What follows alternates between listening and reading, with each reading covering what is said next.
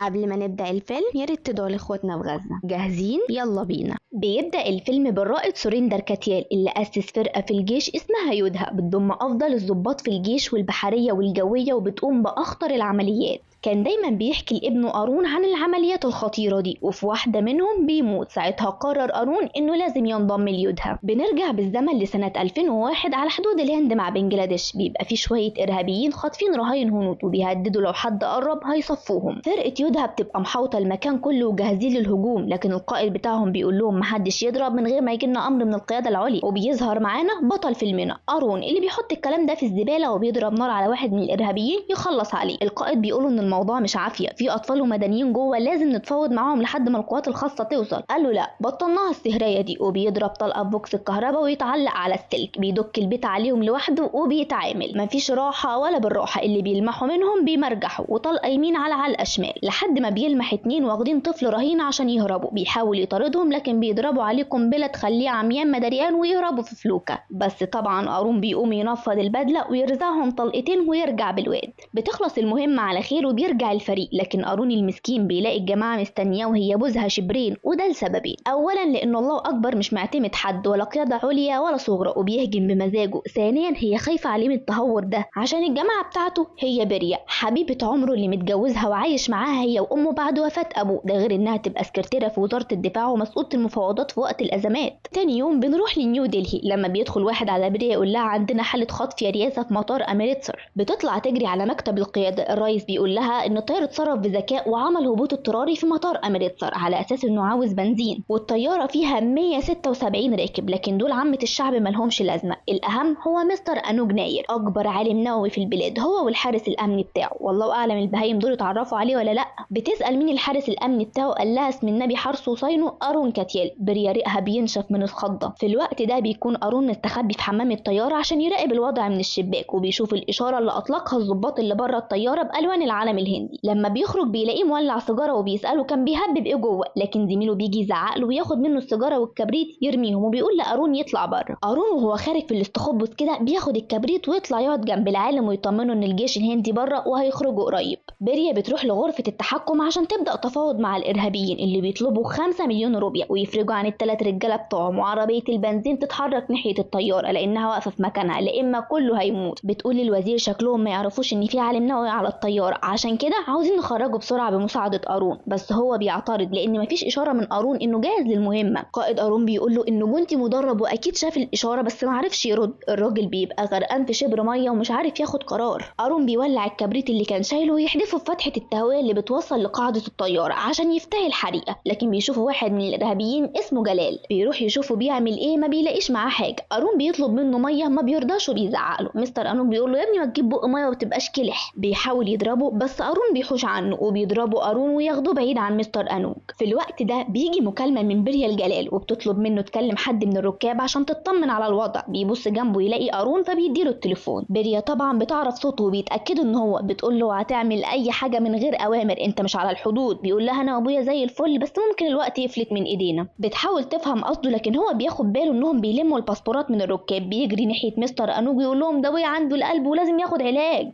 وبيحاول يلغوش على موضوع الباسبور لكن فات الاوان لانهم بيعرفوا ان معاه باسبور كبار الشخصيات وفي نفس الوقت بيكتشفوا الحريقة. ساعتها الدنيا بتتقلب وبيحطوا مستر أنوج تحت عينيهم. أرون بيفتح مخرج الطوارئ اللي بيوصل لقاعدة الطيارة في الخباثة ويشمط جلال رجل ويهرب مستر أنوج من المخرج مع شوية ركاب، ويفضل هو وجلال يطحنوا في بعض لحد ما ياخد طلقة في كتفه، وقبل ما جلال يصفيه بيحميه بصفاية الحريق ويهرب لتحت ويقفل المخرج وراه. جلال بيتجنن ويكلم بريا يقول لها لو عربية البنزين ما اتحركتش في خلال 10 ثواني قولوا على العالم بتاعكم يا رحمن يا رحيم. بريا بتقول له ده يا عم الإرهاب الدولي العربية داخلة عليك اهي، وبتدي أوامر إن العربية تتحرك بسرعة. يا دوبك العربية بتتحرك خطوتين والقائد بيندب لأن العربية محملة بالقوات الخاصة مش بنزين ولا نيلة، فبيقول للسواق يقف بسرعة. جلال لما بيشوف كده بيتجنن ويدخل على الطيار يقول له بقول لك ايه هنشيره ولا ايه؟ الطيار قال له هنشيره يا عم الإرهاب الدولي. في الوقت ده بيكون أرون فتح باب الطيارة من مخرج الشحن بس بيهجم عليه الإرهابيين. بيقول لمستر أنوج نط من الطيارة بسرعة وأنا هتفاهم مع الرجالة وحصلها. لكن مستر انوك بيخاف ينط وبيقف يتفرج على قارون وهو بيطقش الرجاله في بعض. القوات اللي بره بتبلغ غرفه التحكم يا اخوانا احنا لازم نهجم، الناس بتنط من مخرج الشحن والطياره شكلها بتسخن وطالعه، وقارون بعت لنا اشاره، والوزير زي خيبتها مش عارف ياخد قرار. كل ده وقارون واخد الارهابيين غسيل ومكوى ومستني اي تدخل من القوات اللي بره، لحد ما جلال بيشمطوا رجل زي اللي اداله من شويه ينطروا بره الطياره. بيحاول يجري ورا الطياره لكن للاسف بتكون خلاص طارت، وبيقعد قارون على الارض في حسره. بعد ما بتفرج الهند عن الناس اللي قال عليهم الارهابيين بيبعتوا ركاب الطياره كلهم معاهم جثه مستر انوك. بسبب كده الدنيا بتتقلب على قارون والصحافه بتزفه، وبيتحول للتحقيق هو وفرقه يودها كلها. بس قارون بيقول لهم ان اللي قتل العالم اسمه جلال سعيد ولازم نجيبه، لكن هما ما بيصدقوش كلامه وبيستجوبوا كل اللي موجودين، منهم مراته اللي بتقول انهم طلبوا منه يستنى الاوامر بس الوضع فرض عليه اللي حصل. وسمير زميله في الفرقه بيقول ان قارون في عمليه الحدود اتصرف من دماغه وهجم لوحده، لكن ده ما يمنعش ان المهمه نجحت، وبيحاولوا يبرروا اللي حصل عشان ما يتعاقبش. لكن القاضي بيقول له انت عامل فيها بطل وفاكر نفسك مفيش منك ومش معتمد حد، فانت وفرقتك موقوفين لحد ما نخلص تحقيق ونشوف الفرقه اللي عامله وش دي هتكمل ولا لا. قارون بيدخل في حاله نفسيه وحشه جدا وبيهمل امه ومراته ويدفن نفسه في الرياضه والتمرين، وزمايله بيبداوا يسيبوا الفرقه ويتنقلوا واحد ورا التاني لحد ما بقى يحضر جلسات التحقيق لوحده، والوزير بيرفض يقابله او يتكلم معاه عشان يدافع عن نفسه لحد ما بيفوت 6 شهور. وفي اخر جلسه تحقيق مراته بتقول له انه يمضي على ورق الطلاق لانها اتخنقت من الوضع ده. سمير صاحبه بيحاول يهدي ما بينهم لكن قارون بيبقى معمي عن اي حاجه غير فرقه يودها وبيمضي على ورق الطلاق. بعد كام سنه بيكون قارون في مطار دلهي عشان مسافر دبي، بيشوف خبر على التلفزيون ان رئيس الهند وصل باكستان لاول مره عشان يحضر حفله اداء اليمين للرئيس الباكستاني ويتناقشوا في اتفاقيه سلام بين البلدين. وبعد كده رئيس وزراء باكستان هيصلي في مسجد قومي. مره واحده بتجيله رساله على الموبايل برقم رحلته من دلهي لدبي الساعه 11:30. في نفس الوقت في مكان معين في باكستان بيكون في شويه ارهابيين بيشوفوا نفس الخبر على التلفزيون وبيقولوا ان الهند لسه ما حرمتش من ساعه حادثه امريتسر، بس مش مشكله احنا هنديهم ضربه تاني. واحد منهم بيقول احنا محتاجين عملاء في الهند، رد قال له ما تقلقش بلغ جلال ان الطرد اللي بعته وصل. بنرجع تاني لقارون اللي بيتحرك ويختم تذكرته عشان يطلع الطياره. لما بيتفتش العسكري بيلاحظ ان معاه سلاح، قارون بيبرق له فبيسكت. في طريقه للطياره واحد بيخبط فيه ويختفي، قارون بيلاقي تذكره واقعه بياخدها يسلمها للموظف ويمشي. بعد كده بيسمع الموظف بينده عليه في المايك عشان يجي يستلم تذكرته لرحله دلهي لندن. قارون بيستغرب جدا فبيرجع للموظف يقوله دي مش تذكرتي، بس الموظف بيأكد له انها بتاعته وعليها اسمه. قارون ما بيبقاش فاهم حاجه، بيدور على التذكره بتاعت دبي اللي لسه خاتمها ما بيلاقيهاش. بيجيله رساله تانية على الموبايل ان الخطه اتغيرت وميعاد الرحله دلهي لندن الساعه 11:30. بيضطر قارون يتحرك على طياره لندن وهو مش فاهم ايه العبط ده. بيركب الطياره وبيساعد بنت اسمها تانية انها تقفل مكان الشنطه، بتشكره بس هو ما بيعبرهاش، بتقول له على مهلك يا عمنا ده انا كابتن طيار تحت التدريب. بعد كده بيجيله رساله على الموبايل ان الطياره اتخطفت. بيجري على ليلى رئيسه المضيفات يعرفها بنفسه ويفهمها الوضع. بيسالها على تانية بتقوله انها مسافره لندن عشان تكمل تدريبها. الله طب اندهيها وتاكدي من الباسبور بتاعها. بتنده لتانية، لما بتروح لها بيفتش موبايلها عشان يشوف لو هي اللي بعتت الرسائل، ما بيلاقيش حاجه. بيجيله رساله تاني فيها اسماء 3 شخصيات عاوزين يفرجوا عنهم. بيروح بسرعه لكابتن الطياره ويشرح له الوضع وان الرسائل دي جات له على الشبكه المؤمنه ومش هينفع يتجاهلوا الكلام ده لانه ممكن يكون جزء من المفاوضات. الكابتن بيقول له خلاص نعمل هبوط اضطراري في امريتسر لانه اقرب مطار، لكن قارون بيرفض. بيقول له انت بعت الاسامي دي لغرفه التحكم الامني في دلهي على ما انا اشوف الركاب اللي بره. فعلا بتتبعت اشاره لغرفه التحكم الامني ان الطياره اتخطفت، وبيكون مسؤول الغرفه هو سمير اللي كان مع قارون في يودها، وبيتصدم لما يعرف ان الرسائل بتوصل على موبايل قارون. في الوقت ده قارون بيراقب الركاب وبيلاحظ واحد داخل خارج على الحمام وشكله متوتر. لما بيخرج قارون بيدخل بعده عشان يفتش الحمام وبيلاقي جوه شريحه مغناطيس، بس الواد بيفتح عليه باب الحمام ويزنقه جوه وفين يوجعك. الاتنين بيلطشوا في بعض لحد التحش ده ما بيكسر المرايه ويحاول يعور قارون لكنه بيتفادى الضربه ويلبسه في المرايه التانيه ويديله القضيه يغيب عن الوعي. ليلى بتفتح عليهم باب الحمام هي وتانية وتقول له عملت ايه؟ قال لها ما تقلقيش ده عايش، بس شكله كان هيعمل حاجه لاني لقيت شريحه مغناطيس قويه وحبه من دول يشوشوا على نظام الطياره واكيد دي طريقتهم عشان يخطفوها. تانية قالت لهم يا حزن اسود احنا مخطوفين؟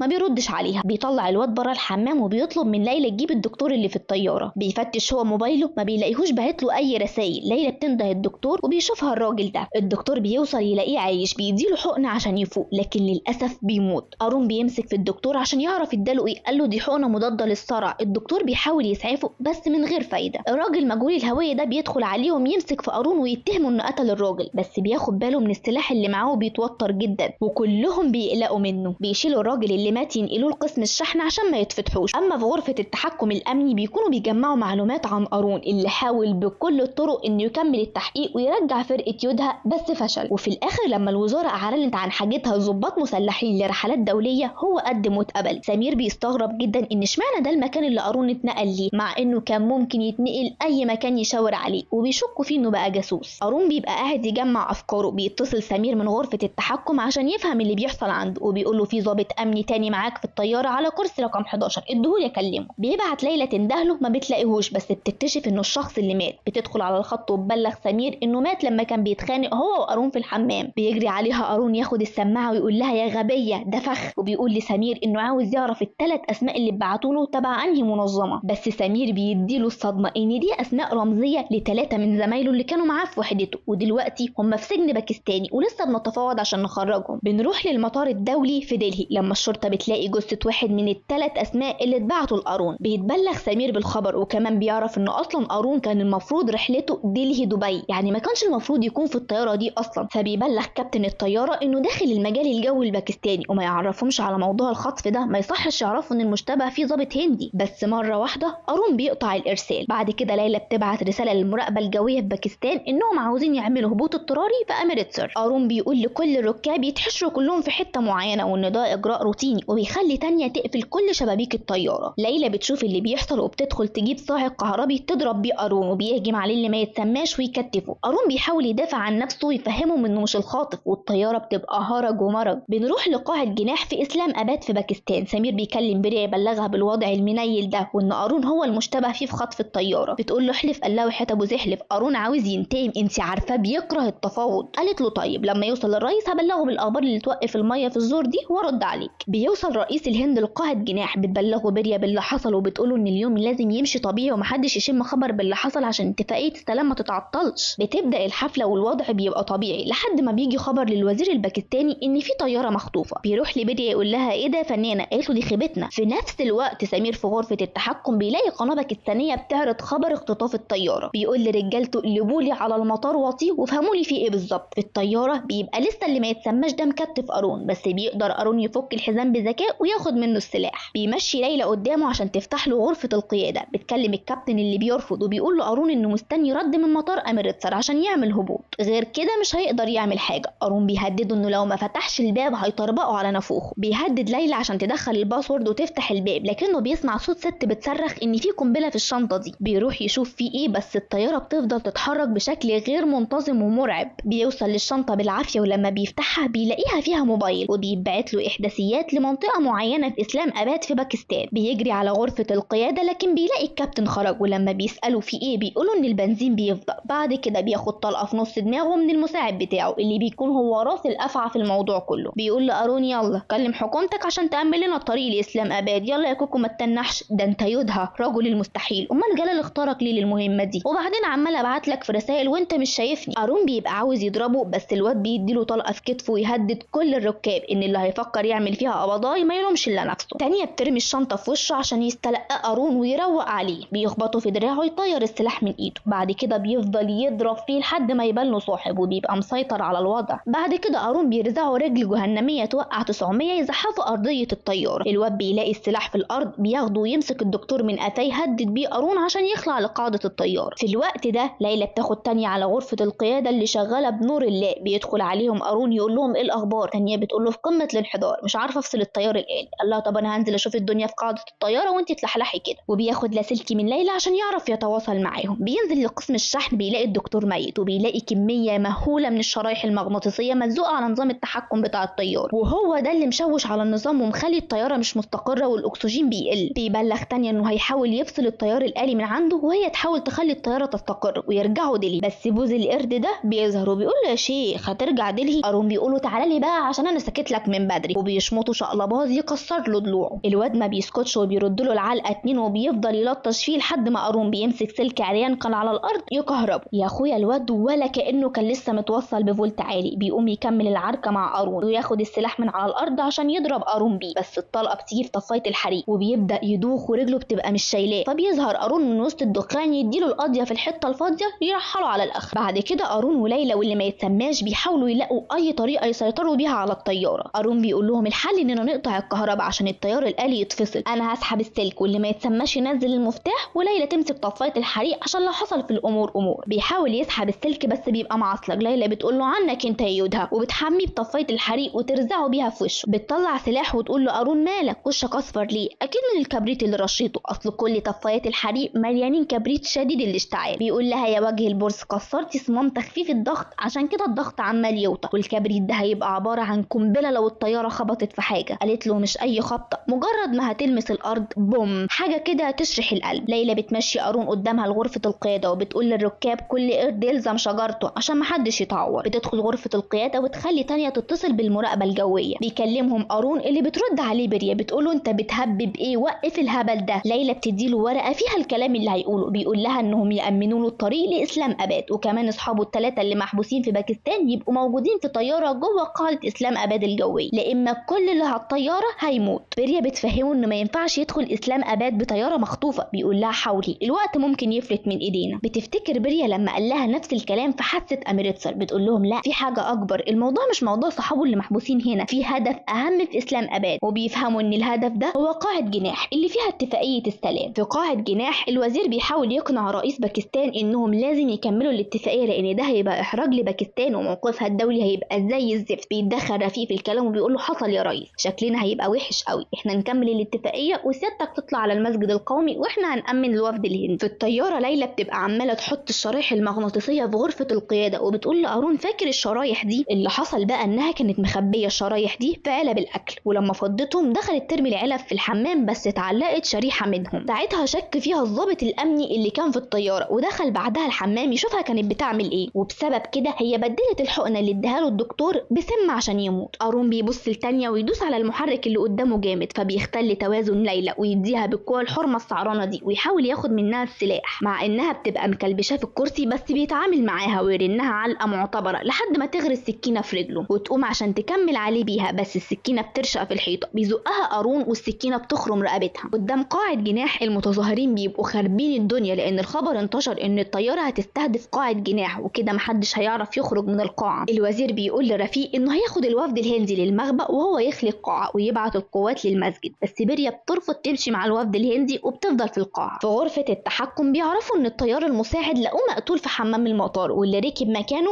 ارهابي من جماعه جلال، وبيفهم سمير ان قارون مظلوم. في الوقت ده بتبقى الطياره غيرت مسارها وقارون وتانية بيحاولوا يلاقوا مكان للهبوط من غير ما تنفجر الطياره. بيقول لها احنا نعمل هبوط عند البحيره دي، بس هي بتقوله ان كده الانفجار هيأثر على المسجد وده المسجد اللي هيصلي فيه رئيس وزراء باكستان. ساعتها بيفهم قارون ان الهدف هو المسجد عشان يخلصوا من رئيس وزراء باكستان، ويبقى الظاهر للعالم ان طياره هنديه هي اللي اختلت رئيس وزرائهم وتبقى حرب بين البلدين. الطياره بتدخل منطقه حظر جوي فبيعترضها طيارات مقاتله وبتبقى مستنيه الامر من الوزير الباكستاني عشان تضرب الطياره، بس رفيق بيفضل يقول له بلاش يا ريس نضرب الطياره، اسمع مني هترجع تندم واكلك الندم تبوس القدم. الوزير بينفض له قبل ما يدي اوامر بضرب الطياره. رفيق بيضرب طلقتين في الجهاز ويصطاد له 2 من الرجاله. الوزير بيتصدم ويقول له هببت ايه يا رفيق الكلب؟ قال له انا مش حذرتك وما فيش سمعان كلام؟ بيبص الرئيس الهند ويقول له عاوزين تعملوا معاهدات سلام، امال احنا ناكل عيش منين؟ الوزير بيقول له اوعى تاذيه. بيقوم فقعه طلقه تخلص عليه وبيبلغ في اللاسلكي ان المتظاهرين اللي بره يهجموا على القاعه، فبيطلعوا اسلحه ويبداوا يقتلوا في كل الامن اللي موجود بره عشان يسيطروا على القاعه. قارون بيقول لغرفه التحكم انهم يامنوا رئيس الوزراء لانه الهدف مش قاعه جناح. رفيق بيرد عليه ويقول له سمعنا يا يودها، الهدف هو رئيس الوزراء وانت اللي هتقتله لان مراتك ورئيس بلدك وسمعتها تحت ايدي، انا نصحتك وانت براحتك. قارون بيتصدم وبيقول له جلال؟ قال له طول عمرك نبيه من يوم ما رتعتك الشلوت من الطياره وقتلت العالم بتاعكم. تانية بتترعب من اللي سمعته وبتقول له قارون ده بيضحك عليك، بس قارون بيطمنها انهم هينقذوا الطياره وسمعه البلد كمان. بيقول لها تتجه ناحيه المسجد وهو هينزل لقاعده الطياره عشان يتصرف. بينزل تحت ياخد خطاف ويخرم خزانات الميه عشان الميه تخفف من الكبريت اللي بينتشر والضغط بتاع الطياره يتظبط فلما تهبط ما تنفجرش، وفعلا بينجح في كده والضغط بيتظبط، بس العجله الخلفيه بتاعه الطياره بتبقى معلقه. قارون بياخد حته حديده وبقوه الكذب الهندي بيظبط التروس ويفتح العجلات وتهبط الطياره بسلام قبل المسجد. بيفتح باب الطياره بس بيلاقي التعامل عليه شديد من الارهابيين، بس على مين؟ ده يودها ابن المعلمين. بينط من الطياره ويوصل لباب القاعه بسهوله، بيقتحم المكان والقوات الباكستانيه في ظهره، بيضرب 70,000 طلقه في الجو يوقع كام واحد وبيبقى مسيطر على الوضع والدنيا زبادي في الخلاط. بيقلع الراجل ده الواقي ضد الرصاص ويلبسه هو وبيتعامل مع الارهابيين اللي متروسين في القاعه من غير ما يتخدش لحد ما جلال بيصدع من صوت ضرب النار ويقول لهم بس يا بهايم خرمت ودني. بيقعد رئيس الهند وبريا على ركابهم ويهدد قارون عشان يظهر نفسه. لما بيظهر بيفضلوا يضربوا فيه وبيرميه على ركبه قدام بريا. جلال بيقول له فاكر ياض لما رميتك من الطياره وبعد كده قتلت العالم بتاعكم، ودلوقتي هقتل رئيس دولتك وبعد كده مراتك. بيبقى رجال الجلال بيفخخوا المكان كله بقنابل وهو بيعلق ريموت القنبله على صدره. وفي عز ما قارون متخرشم ومش باين له ملامح بيقول لبريا ما مضيتيش ورقه طلاق ليه؟ فكري الوقت ممكن يفلت من ايدينا. جلال بيوجه المسدس عليه بس قارون بيقلبه يجيبه تحت رجله وتدور العركه بينهم. بيفضل يهاجم فيه وعم الارهاب الدولي بيقلب قطه وما بياخدش باله ان قارون خد ريموت القنبله رمى لبريا وهي بتخلع مع رئيس الهند. بيشيل قارون يفشفش بيه الترابيزه ويجي يفجر المكان بيلاقي الريموت اختفى. بيغل في نفسه يسحب ماسوره حديد عشان يموت قارون بيها، بس قارون بيفخم عليه بعلقه كدب هندي طازه ويعمل له وش خريطه ويقوم رازعه سكينه في صدره. جلال بقى مش يحترم نفسه، لا بيفضل يستفز قارون ويقول انه هيستمتع بالبرياني في السجن عندهم وبرضه ما في سلام بين البلدين، لحد ما قارون بيحدف قنبله في الجو ويضرب عليها طلقه تفجر المكان كله. بريا بتشوف المنظر بتنهار وتفضل تصرخ وكل اللي بره بيتصدموا، بس يودها بيطلع من وسط الدخان يقول لهم عليا الطلاق بالثلاثه، انت اتخضيت يا حاج كامل، وياخد بريا بالحضن وهو ما فيهوش حته سليمه. ورئيس الهند بيرجع فرقه يودها اللي عمل مره تاني. وفي النهايه لو عجبك الفيلم دوس لايك وما تنساش تعمل سبسكرايب عشان تشوف الملخصات الجديده، ولو في فيلم معين عايزنا نلخصه لك ما تنساش تكتبه لنا تحت في الكومنت.